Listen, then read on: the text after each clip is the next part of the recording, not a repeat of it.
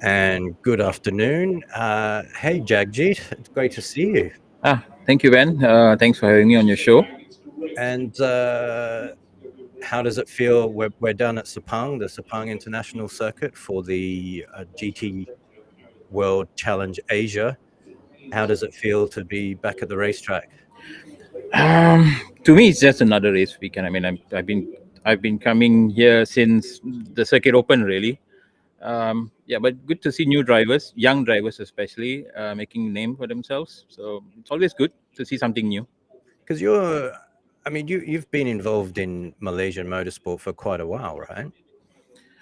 Yes, I have my whole life, really. I mean, I'm 51 this year, so that's a long time. And what have you been involved?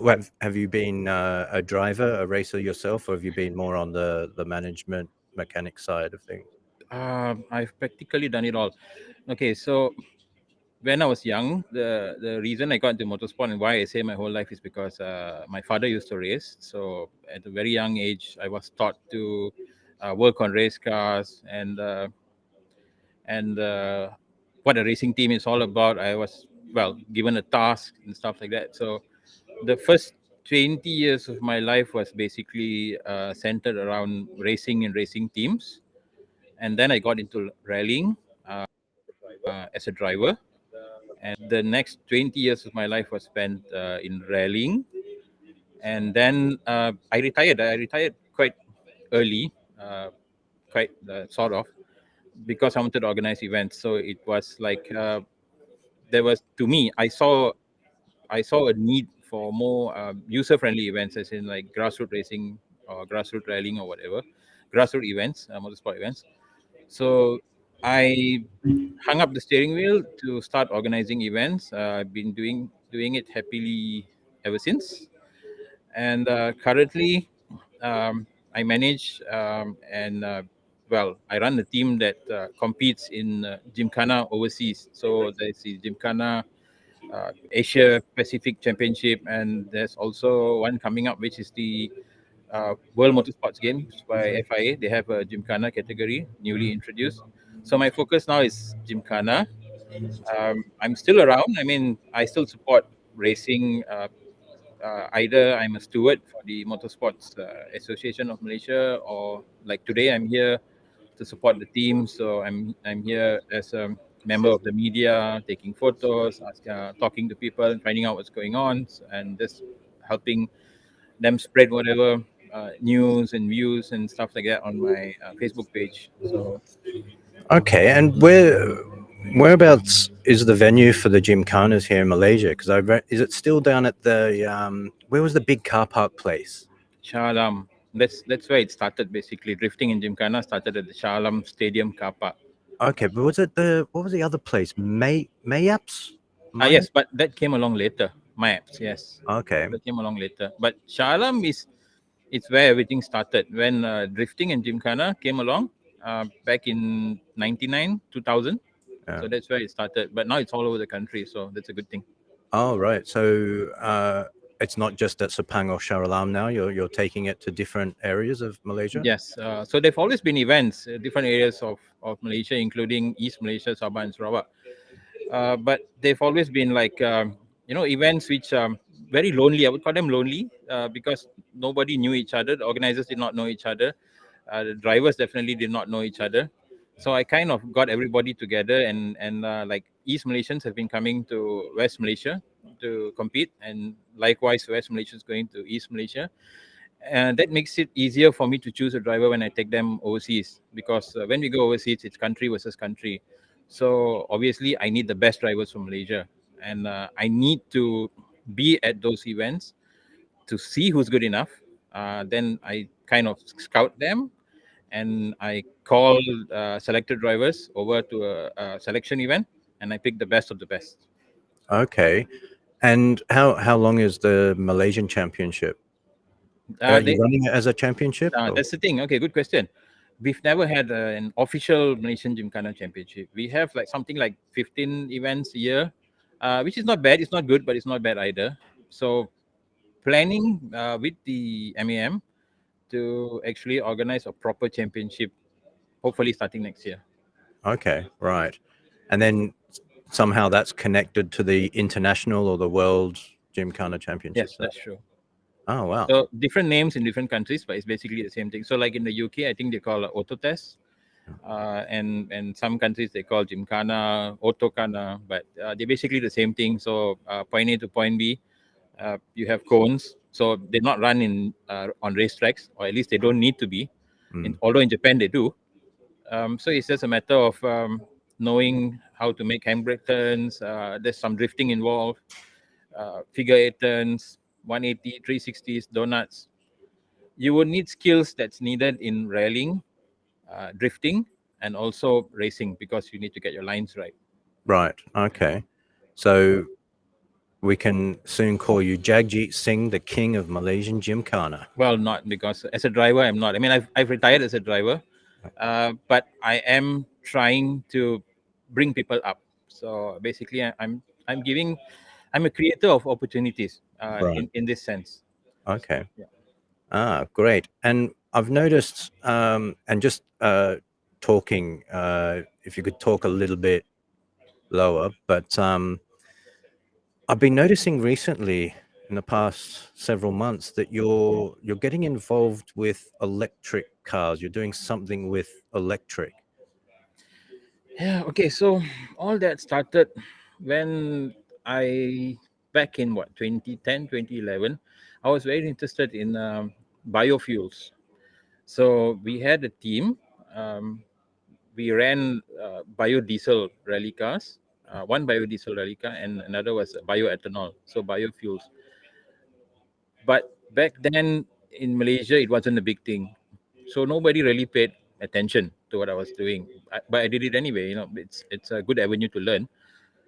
Then in 2019, I was approached by a government agency asking me if I would be interested in a project that they were coming up with, which involves hydrogen.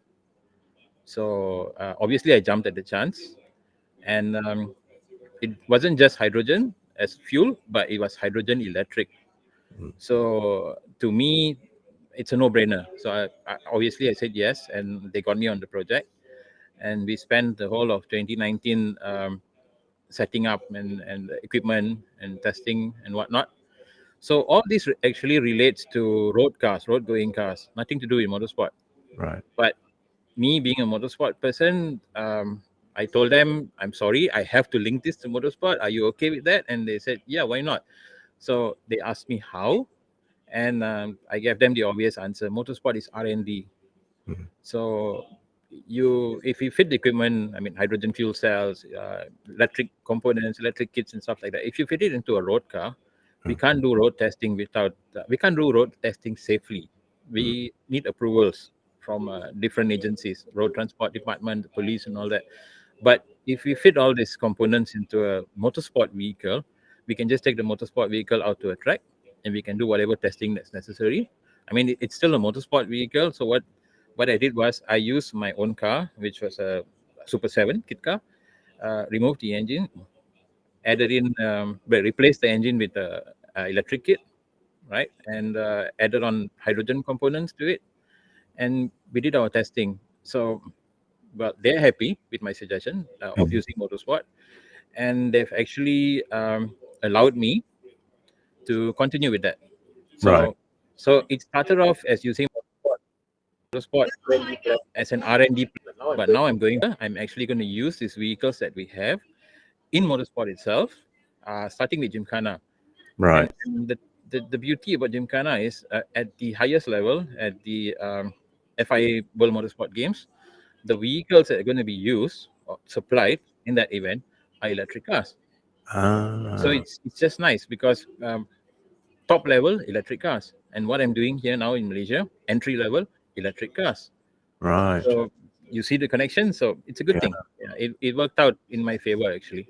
Are you at the forefront in Malaysia of doing this? Is there anyone else I am doing the this? only one. Yes, I was the only one dabbling into biofuels Mm. 10 years ago. Well, some were kind of impressed or they understood what I did. Yeah. Most of them just laughed at me. It's like, why are you doing this? It's like, just what are you getting out of it? Right. So to me, it's I learn. I never know. We never know when education comes in helpful. So Mm. and you never know when you may need skills like this. And sure enough, now because of what I did 10 years ago, it's kind of relevant. So I know what's going on. I know where the world is heading with regards to biofuels or greener fuels, if you will, right? Mm. Low carbon emissions. So I'm happy to say I started early. I started when nobody else started, and now because I'm experienced, people are coming to me and asking me to join the projects and stuff like that, or have projects with them. So yeah. And how are you getting any support locally from any government agencies or Yeah, anything? so the government agency that I'm working at, uh, they fund me.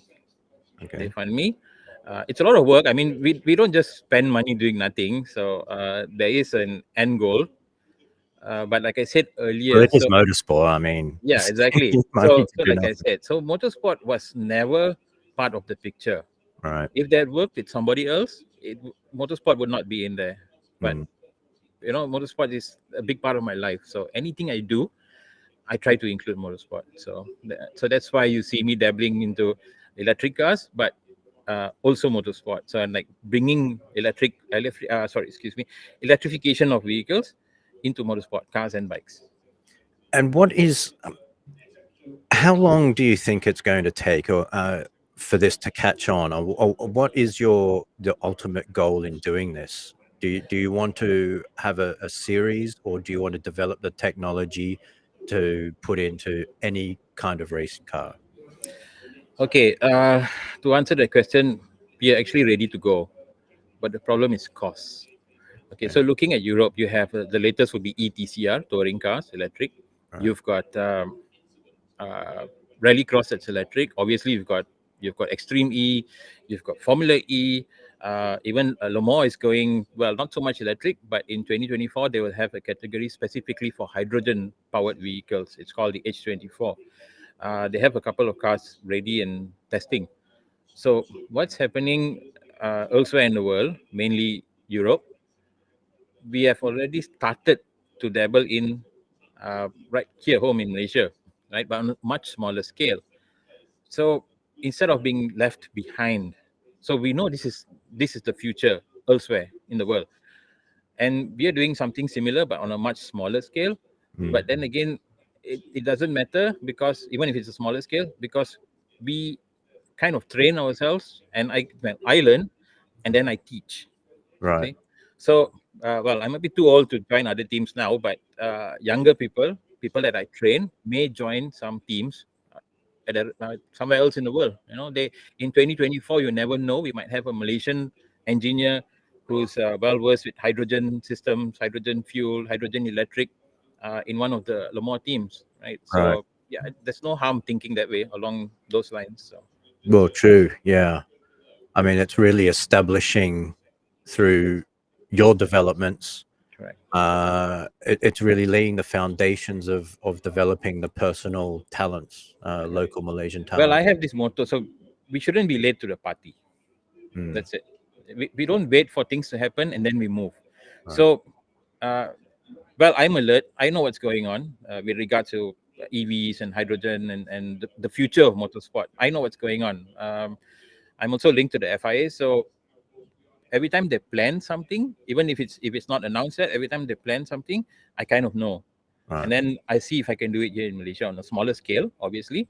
But then again, well, example. So FIA has started to promote hydrogen. So for now, for the ETCR and stuff like that, they're using hydrogen. They're using hydrogen to charge the batteries in the car. So they have hydrogen fuel cells. Okay. Okay, so I know that. I know how the system works. Not everybody does, but I know how the system works. Mm. So I have a smaller system that's installed in my car. I actually have an onboard hydrogen generator that charges the battery in my car. Okay. Okay, see, Oh, so your road car. not the road car, I mean Oh, your motorsport car. right. Right? Right. So road cars not yet, because once again we've got R&D. Our motorsport car was used for R&D, Yeah. and we haven't actually gone to road cars yet. Road cars possibly in what 2-3 years, Right. but we're ready to go now in terms of motorsport. So if I speak to somebody who's involved with hydrogen projects overseas, right, And instead of not knowing anything, I could tell them, hey, look, in Malaysia, we're doing this. We may have something, or we may have thought of something, a solution probably, that they may not have. Right. So that's how we, well, it's a conversation starter, if you will, because that's where everybody's heading. We can't deny that. That's where everybody's heading. So we might as well head in the same direction as they are. True, true. And is there anything that you're developing or have in your pocket that no one else is doing that will give you that extra added advantage? We do. We as in Malaysia, because it's a government project. I can't mention it here, but we are working on something that might be of interest elsewhere in the world. Yes, definitely, Okay. definitely. And when you're talking about